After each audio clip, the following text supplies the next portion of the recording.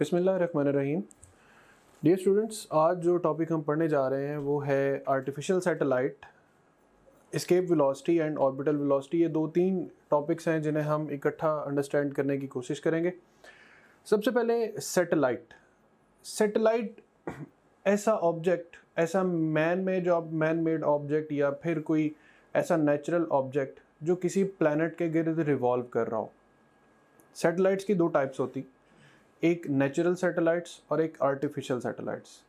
Natural satellites वो satellites हैं जो कुदरती तौर पर प्लैनेट्स के गिर्द रिवॉल्व कर रही हैं। जैसे चांद और ज़मीन का एक रिलेशन है। चांद ज़मीन के गिर्द नेचुरली रिवॉल्व कर रहा है at a speed of 1.01 kilometres per second, और ये ज़मीन से तकरीबन 3,80,000 किलोमीटर के फासले पर एग्जिस्ट करता है।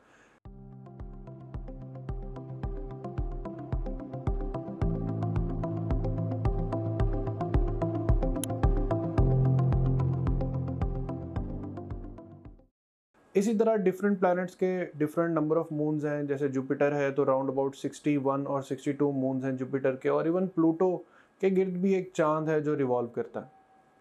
इसी तरह जो आर्टिफिशियल सैटेलाइट्स हैं, जो मैन मेड ऑब्जेक्ट्स हैं, जो डिफरेंट टेक्नोलॉजी पर्पस के लिए, रिसर्च पर्पस के लिए, डिफेंस पर्पस के लिए ज़मीन के गिर्द रिवॉल्व कर रहे हैं, तो there are suppose to be more than 2500 satellites that are revolving around the earth. So, satellite is an object revolving around the planet. There are two types: natural satellites, artificial satellites.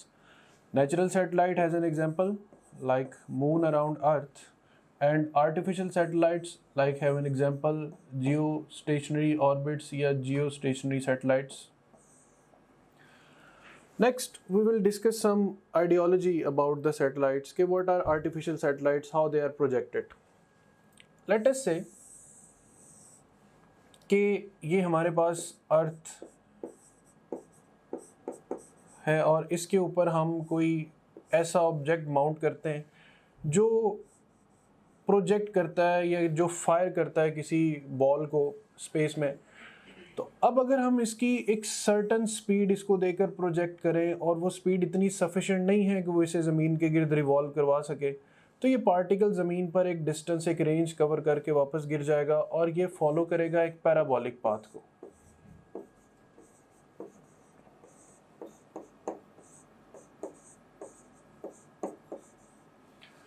लेकिन अगर हमें ये करना है कि एक object ज़मीन के गिर्द परफेक्ट सर्कल में रिवॉल्व करे, तो फिर हमें रिक्वायर है सेंट्रीपिटल एक्सेलरेशन, जो कि इक्वल होती है v² ओवर r के। अब यहाँ पर r वैसे तो रेडियस ऑफ अर्थ है, लेकिन चूंकि ये सैटेलाइट हम ज़मीन के बहुत करीब करीब लॉन्च कर रहे हैं, तो ये डिस्टेंस भी हम नेग्लिजिबल कंसिडर करते हुए इस पूरे डिस्टेंस को r कंसिडर करेंगे, और हम वो स्पीड फाइंड करेंगे कि जिससे हम किसी ऑब्जेक्ट को अगर प्रोजेक्ट करें तो it will start revolving around the earth. तो that is v is equal to √gr। इस वेलोसिटी को क्रिटिकल वेलोसिटी भी कहते हैं।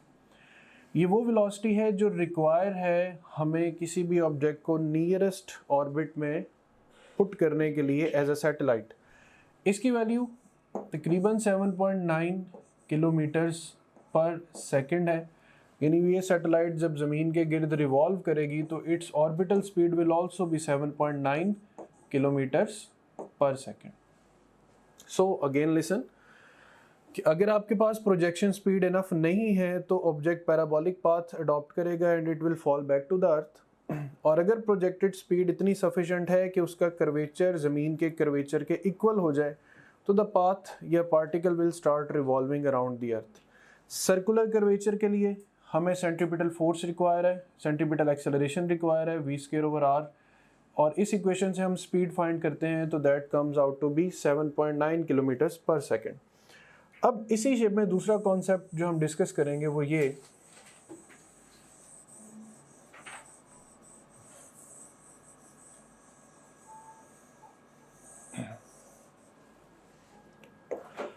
कि इस सैटेलाइट को जो ज़मीन के गिर्द रिवॉल्व कर रही है 7.9 किलोमीटर्स पर सेकंड से, ये ज़मीन के गिर्द एक रेवोल्यूशन कितनी देर में कंप्लीट करेगी? तो time period of revolution is s over v. Time period of revolution s है 2 pi r circumference of the earth divided by the orbital speed और the critical speed जो भी हमने फाइंड की 7.9 kilometers per second. On solving the relation we get answer of time as 5060 seconds, and when we will convert it into minutes it will be approximately 84 minutes. अगर आप इसे round about 90 minutes suppose करें तो करीबन 1.5 और यानी 1.5 घंटे में ये सैटेलाइट ज़मीन का एक चक्कर कंप्लीट कर लेती। अब इस सैटेलाइट को, ये बात आप जहन में रखेंगे क्योंकि इसको मैं आगे जाकर जियो स्टेशनरी सैटेलाइट के साथ भी कनेक्ट करूँगा कि इस सैटेलाइट को एक रेवोल्यूशन कंप्लीट करने के लिए सिर्फ 90 मिनट्स रिक्वायर है और पूरे 24 घंटों में फिर इसका मतलब है कि ये तकरीबन 10 से 12 के करीब चक्कर है जो इस ज़मीन के काट सकती। सो ऐसी सैटेलाइट्स हैं जो नियर सैटेलाइट्स हैं या नियर अर्थ ऑर्बिट सैटेलाइट्स हैं, वो सैटेलाइट्स एक दिन में ज़मीन के कई चक्कर जो हैं वो कंप्लीट कर सकती। अब ये जो टाइम 84 मिनट्स है, इसकी एक और बड़ी अहमियत है जो मैं यहाँ पर डिस्कस करता चलूँ।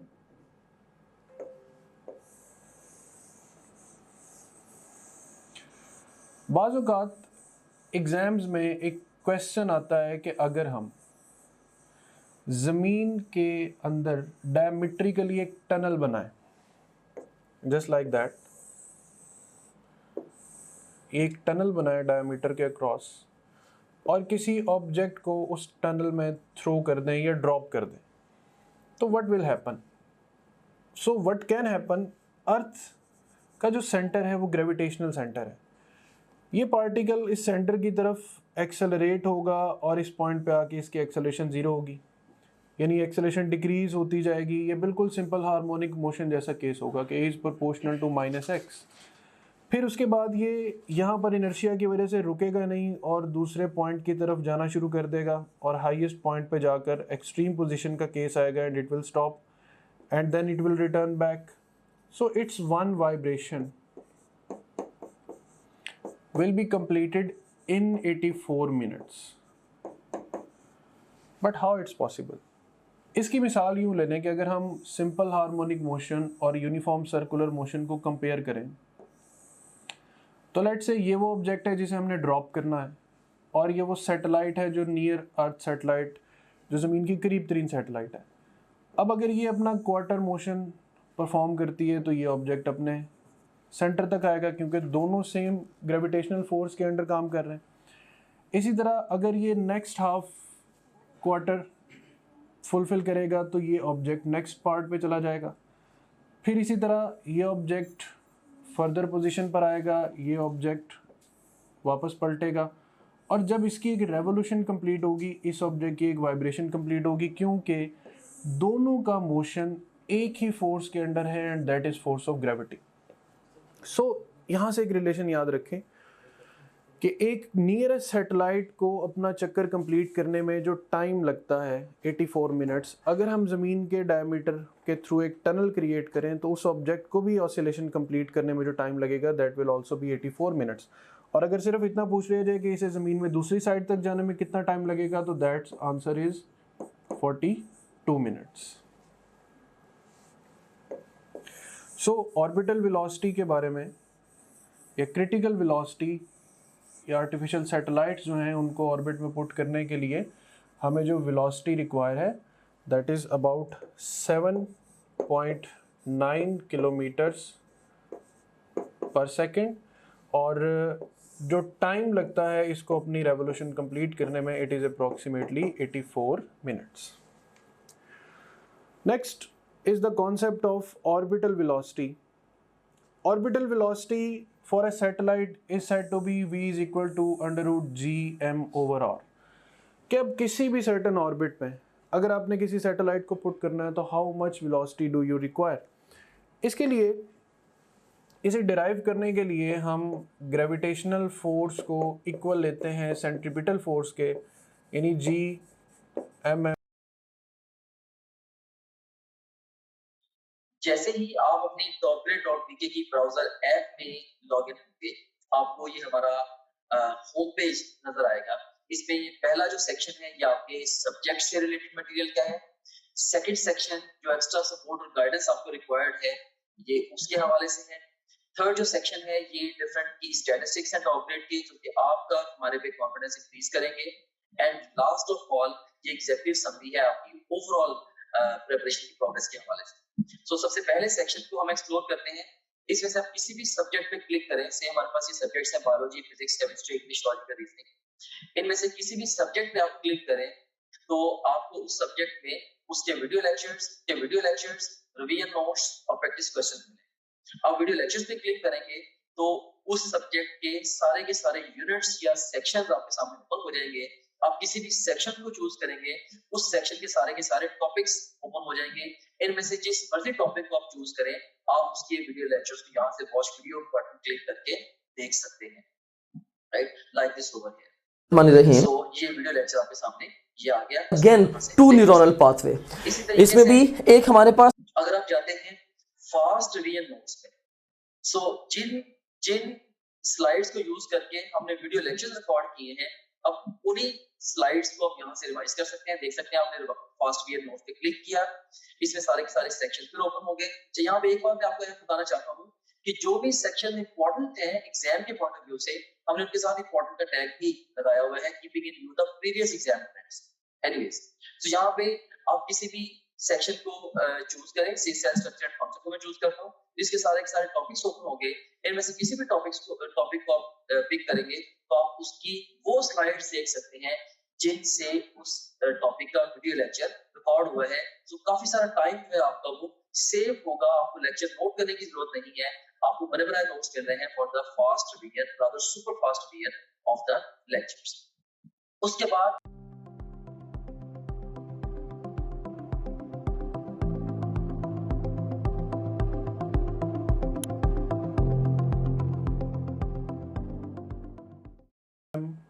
over r square is equal to mv square over r। अब यहाँ पर ये जो स्मॉल m है ये मास ऑफ सैटेलाइट है, और यहाँ से एक बात क्लियर हो जाती है कि चूंकि ये दोनों मासेस एक दूसरे से कैंसिल होते हैं, सो ऑर्बिटल स्पीड जो है वो मास ऑफ सैटेलाइट पे डिपेंड नहीं करती। On solving we get the equation √g m over r। g gravitational constant है, m मास ऑफ अर्थ है, r अब ये जो डिस्टेंस r है ये है रेडियस ऑफ अर्थ, और अर्थ से ऊपर जितनी भी ऊपर आप सैटेलाइट को प्लेस करेंगे, इसको हम अगर हाइट कह लें तो ये डिस्टेंस टोटल कह रहेगा r, और ये इक्वल है r प्लस h के। सो आपको जो भी हाइट गिवन दी जाए आप उसे इस फॉर्मूला को यूं सपोज करेंगे gm over r plus h। और अगर आपको कोई भी हाइट दी जाए 900 किलोमीटर है, 700 किलोमीटर है या 1000 किलोमीटर है, तो आप इस h की जगह पे उसे रिप्लेस कर सकते हैं। सिमिलरली इसी कॉन्सेप्ट को आगे लीड करते हुए कि ऑर्बिटल वेलोसिटी, क्रिटिकल वेलोसिटी, ये सारे फैक्टर्स अब आगे कैसे चलेंगे।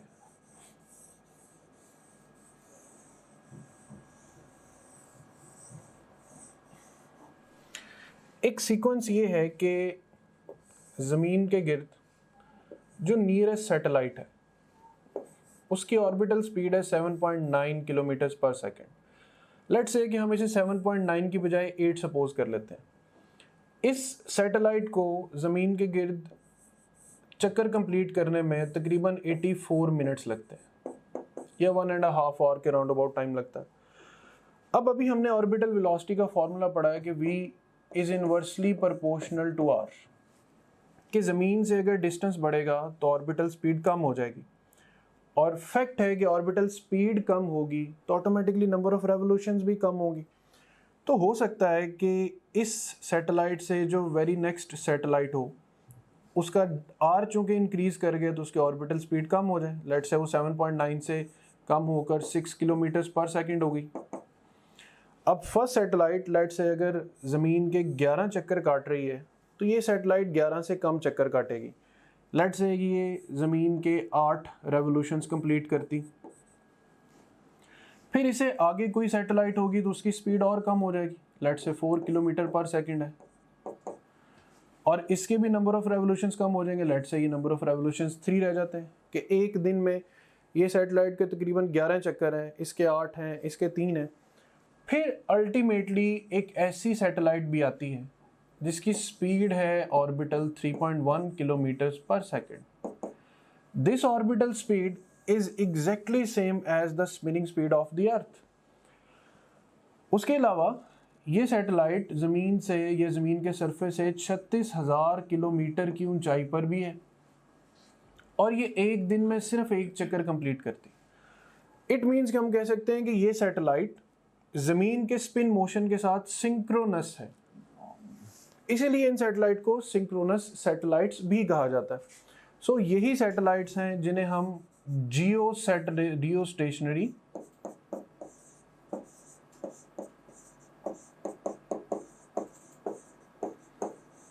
स्टेशनरी सैटेलाइट्स भी कहते हैं कि they always remain on the same place around the अर्थ। अब देखिए कि क्रिटिकल वेलोसिटी है जिसे सैटेलाइट को ऑर्बिट में पुट करना है। अब उसके बाद ऑर्बिटल स्पीड जो है वो कम होती जा रही है, जियो से भी आगे फिर नेचुरल सैटेलाइट है मून, जिसकी स्पीड अराउंड अबाउट 1.01 किलोमीटर्स पर सेकंड है, और ये 3,80,000 किलोमीटर के डिस्टेंस पर ज़मीन से एग्जिस्ट करता है। So that is the concept of orbital velocity. Now we will come towards the concept of escape velocity. The initial velocity of an object with which it goes out of the Earth's gravitational field, वो रफ्तार जिससे object ज़मीन की gravitational field से निकल जाए और कभी भी वापस ना आ सके, उस वेलोसिटी को हम नाम देते हैं एस्केप वेलोसिटी का। So we need an initial kinetic energy such like that 1/2 mv²। अब एस्केप वेलोसिटी के दो इंपॉर्टेंट रिलेशन है, v escape is equal to √2gm/r and we can convert it into 2gr. So here it's clear that it depends upon the radius of the planet.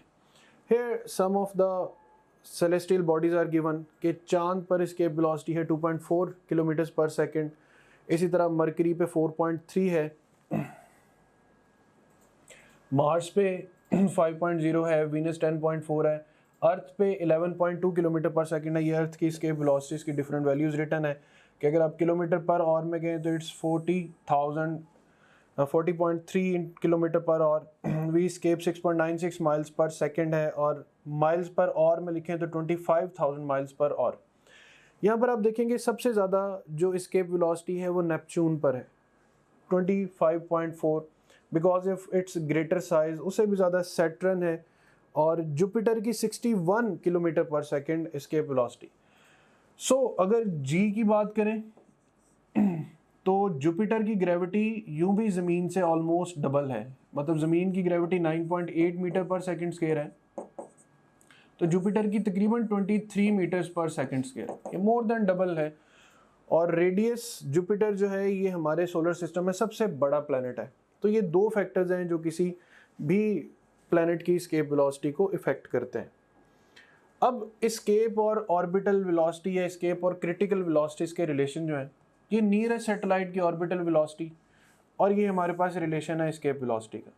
सो अगर हमें ratio find करनी हो escape velocity की critical या orbital velocity से, तो we will write √2gr, then we will write √gr, we will cancel gr with gr and √2:1 will be the right answer. तो इस तरतीब को आप देखेंगे, एस्केप टू क्रिटिकल पूछा है या क्रिटिकल टू एस्केप पूछा है, एस्केप के नीचे √2 आना चाहिए, क्रिटिकल के नीचे 1 आना चाहिए। अब ये जो वेलोसिटीज ऑफ प्रोजेक्टाइल्स हैं उनकी ट्रेजेक्ट्रीज को हम डिस्कस करते हैं। इसकी ट्रेजेक्ट्री को कुछ यूं डिस्कस करता हूं मैं कि लेट्स से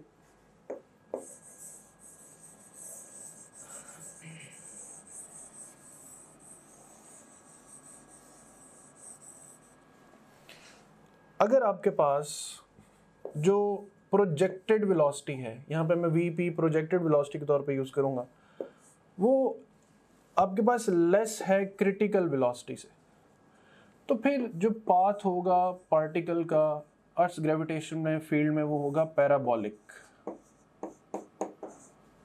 अगर वी प्रोजेक्शन इक्वल है वी क्रिटिकल के तो पाथ होगा सर्कल। अगर वी प्रोजेक्शन ग्रेटर है वी क्रिटिकल से मगर ये वी प्रोजेक्शन लेस है एस्केप से तो फिर पाथ होगा एलिप्स। अगर वी प्रोजेक्शन इक्वल है एस्केप के तो फिर पाथ आपके पास होगा स्ट्रेट लाइन।